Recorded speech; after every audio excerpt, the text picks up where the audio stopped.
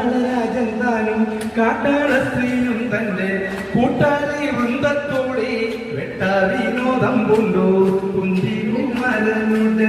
അന്തികം കണ്ണിൽ ചെന്നു പന്തീനിരക്കെ നിന്നു അന്തിയും വന്നണഞ്ഞു തടിച്ചൊരു പന്നി വേഷം നടിച്ചൊരു മുഖാസുരൻ അടുത്തൊരു കോപത്തോടെ അടുത്തു പാർത്ഥനെ കൊല്ലുവാൻ പുരത്ത പന്നിക്കൂറ്റന്റെ പെരുത്ത കോപങ്ങൾ കേട്ടു അടുത്തുള്ള അർജുനൻ തന്റെ ഗുരുത്വം കൊണ്ടു നേരം അഴിച്ചു സമാധി നേത്രം മിഴിച്ചു നോക്കുന്ന നേരം കുറച്ചു തങ്ങളുടെ ദേഹം മറച്ചു കൊണ്ടൊരു ശത്രു ചതിച്ചു നമ്മെ കൊല്ലുവാൻ കുതിച്ചു വരുന്ന മൂടൻ പതിപ്പാൻ വരുന്നവനെ വധിച്ചാലൻ ഗുരുനാഥ ബിരുദം പറയില്ല അടുത്ത പ്രയോഗം ചിന്തിച്ചെടുത്തു ഗാന്ധീവം തൊടുത്തു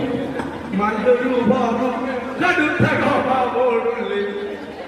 പോലെ ഈ ഗോണിത്തടിയെ നോക്കി അയച്ച്